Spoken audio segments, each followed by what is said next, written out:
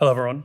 My name is Justin Lynch, and I'm the Senior Director for Defense for SCSP. I'd like to thank Chris Taylor for his demo, and then say that I'm honored to welcome our next speaker, General Mark Milley, the 20th Chairman of the Joint Chiefs of Staff, the nation's highest-ranking military officer, and the Principal Military Advisor to the President, Secretary of Defense, and National Security Council. General Milley has served in multiple command and staff positions over the course of 42 years in 8 divisions and special forces. Prior to becoming the chairman, General Milley served as the 39th Chief of Staff of the U.S. Army. General Milley, we're thrilled to have you speak with us today. Thank you.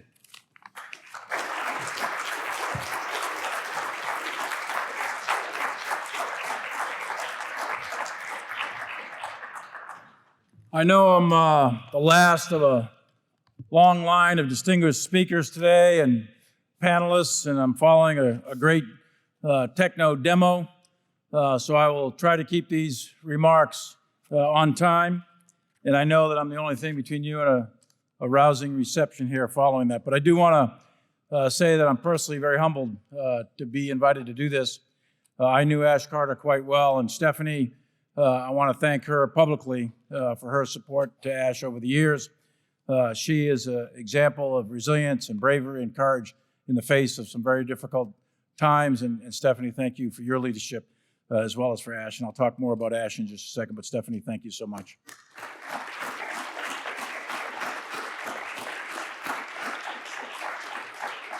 And for Justin Lynch, who just introduced me, I want to thank him for 15 years of consecutive service in the United States Infantry after graduating from a technical school in the Hudson. At West Point, he did a great job in peace and war. So Justin, thank you for your service, and thanks for what you're doing now in the world of commercial innovation. So thanks very much. And I want to thank both your bosses, Yuri and Elber, for putting this on, for putting it all together. This wouldn't be happening without your leadership and the collective organization that you represent.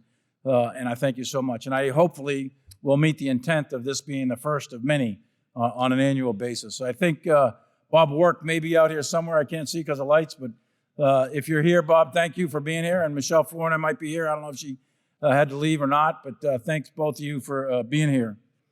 I had a great privilege of working very closely with Secretary Carter on many, many occasions over the years. And I can attest to you that he was a great patriot, a real patriot, and a great American. And last October, all of us, this country, each and every one of us in this country lost a transformational leader, a friend, and a champion of selfless service. And the first thing I think of when I think of Ash Carter was his human touch. He was, of course, a physicist, a scientist, but more than that, he was just a great human being. He was approachable and affable and got along with everyone. He was positive, he was upbeat, and he communicated especially well. He was a wrestler in high school, and I know that caused him back problems later in life, and he would walk up and down the halls of the Pentagon to loosen up his back, but he also had an opportunity to manage by walking around, talking to people in every office, regardless of who they were. He interacted extraordinarily well with soldiers, all of us, from private to general, and he looked at people for their inherent worth and value. He was incredibly humble on top of all of that. He was the exact opposite of hubris, which we see way too often in public life. He knew a lot, but most importantly, he always recognized what he did not know. He was never motivated by power for its own sake, and he insisted on using his power to help others. He was a committed public servant, selfless in so many ways, as you heard so many speakers say today. In short, Ash Carter walked with kings. He served with heroes, and yet he always kept the common touch, to paraphrase a famous poem by Kipling. His physicist background meant he was smarter than the rest of us in every room of the Pentagon. He liked to do calculus problems, which I always thought was kind of weird, in his spare time just for fun. I had a very different opinion of fun. And while I was in the half of the class that made the top half possible, Secretary Carter was in that 1% that made the bottom 99% of us realize what was achievable. Ash Carter's decision-making was always motivated by the care and safety of the men and women in uniform. He was incredibly talented at cutting red tape and speeding up the bureaucracy in order to improve the lives of our soldiers, our sailors, airmen, and Marines. Secretary of Defense Gates had the vision for the development of the MRAP, the armored vehicles that proved critical to protecting troops in Iraq and Afghanistan, but it was Ash Carter. He is the one who made that actually happen, and I was witness to that. His action, the action of Ash Carter, saved American lives on the battlefield, to include my own. And perhaps his greatest legacy is his sense of urgency for the U.S. military to adopt new technology, to accept risk, and to think of creative solutions to our wicked problems, and hence this conference.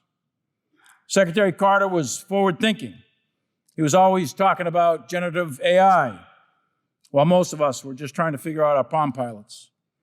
He was the rare person who could understand and speak to both the science and the policy of new technology. In fact, most of us as mere mortals needed someone to explain what ChatGPT is and how to use it and why it was important. And Ash Carter knew all of that, and he knew it easily, and in fact, he may have invented it. His far-reaching vision and relentless pursuit of innovation reshaped the direction of our military, making us more agile and nimble so that we could face down the challenges to come. And what drove Ash Carter's sense of urgency?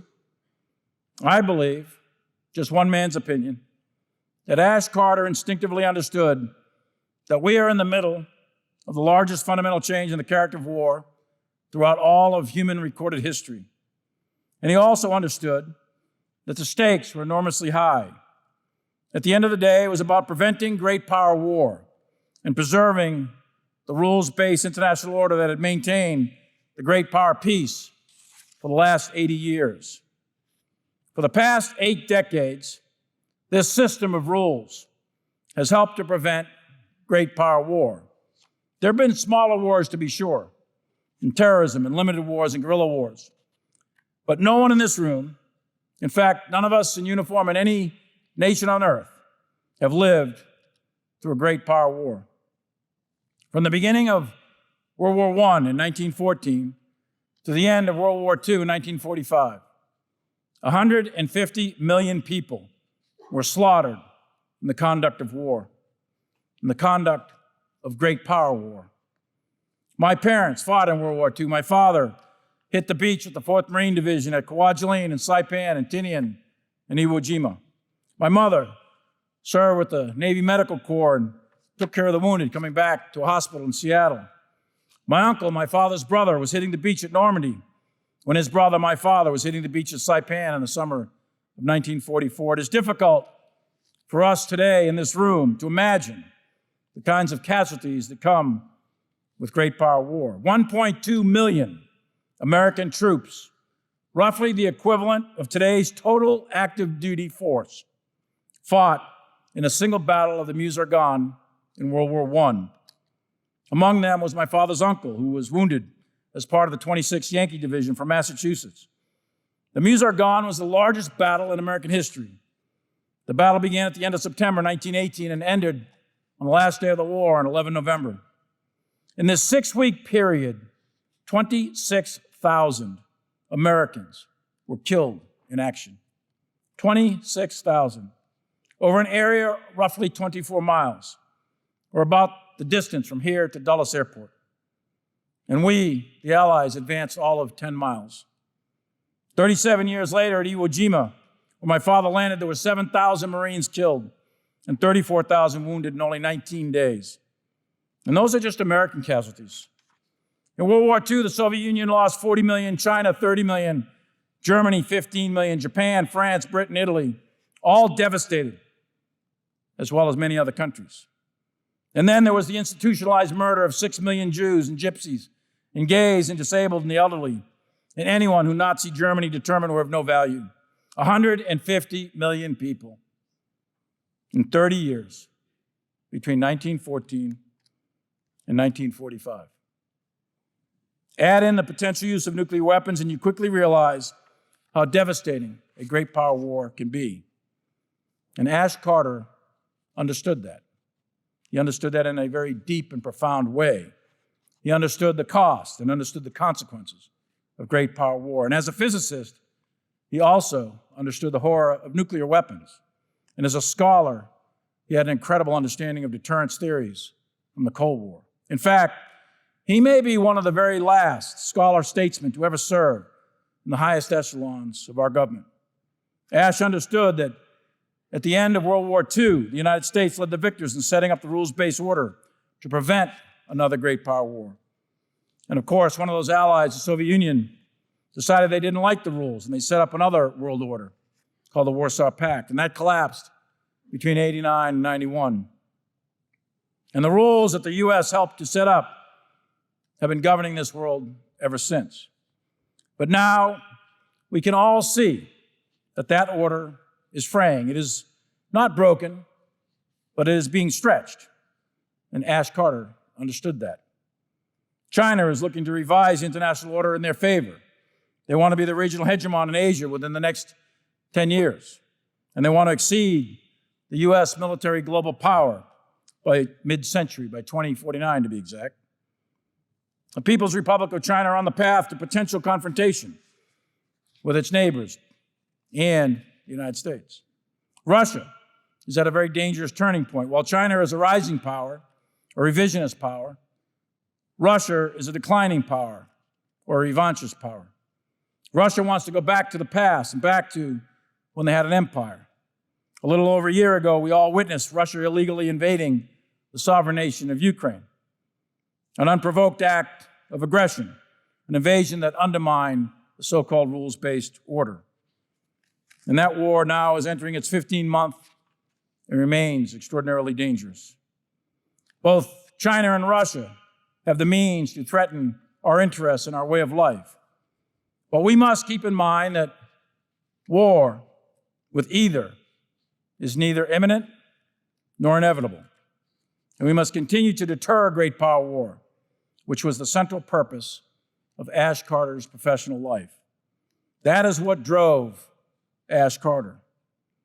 And we will continue to deter a great power war through readiness, which was one of the first principles of Ash Carter. It is readiness in the future, otherwise known as modernization, that Ash Carter recognized, and he understood that we were at an inflection point in human history where we are experiencing a fundamental change in the character of war. The nature of war, as Clausewitz tells us, is immutable. It's not going to change. It's a political act. It's a decision by humans to impose their political will on their opponent by the use of organized violence. It involves friction. It involves fear. It involves agony. It involves confusion. That's the nature of war. However, the character of war, the how, where, when, and with what weapons and technologies wars are fought, that changes frequently. But it only changes fundamentally once in a while. And we are in the midst of one of those fundamental changes. History has taught us that nations that are able to successfully combine new technologies are able to create potentially decisive military advantages, especially at the beginning of a war. The most recent major change, most recent fundamental change in the character of war occurred between World War I and World War II, where we saw the introduction of mechanization of wheeled vehicles and tracked vehicles and airplanes and tanks, air power, all tied together with communications that were wireless, the radio. There were other technologies, to be sure, but these three were the drivers behind that fundamental change in war in the last century. And every country had those technologies. The United States, Britain, France, Germany, Japan, all the countries had those technologies. But the country that initially combined them to greatest effect, unfortunately, was Nazi Germany. They took these technologies and they combined them into a way of war, the German way of war, a way of war that allowed the Wehrmacht to overrun Europe in 18 months. Eventually, the combined industrial strength of the United States and the Soviet Union with our allies overcame them, but for 18 months, Nazi Germany overran Europe. And as we all know, there were horrific consequences. We are in a comparative moment today, and Ash Carter was one of the few who recognized it very early on. He knew that we might not have 18 months to ramp up production and build up the military when the next great power war breaks out. He knew that we must be ready now, and we must be ready in the future. And that is the challenge. It's figuring out the best combination of technologies, integrating with the right training, doctrine, and organizational structure. And there are a few critical technology trends coming out right now, and perhaps in the next 10 to 15 years, that Ash Carter highlighted to us several years ago.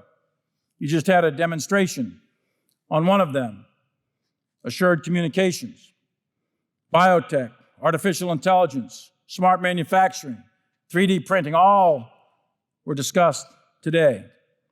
And I would propose that you look at it like this. First, principle of war is to survive. So if you're dead, you cannot fight. So in future war, you must survive. And we know right now that we are in an age of incredible surveillance, an age in which we have sensors that can detect anyone, anywhere, at any time on the Earth's surface, and most of the time, subsurface.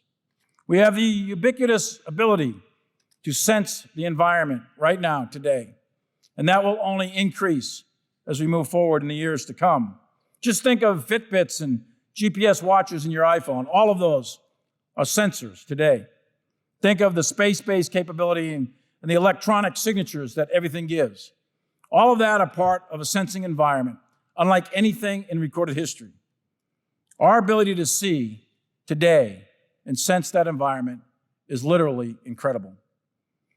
And what you can see, you can shoot.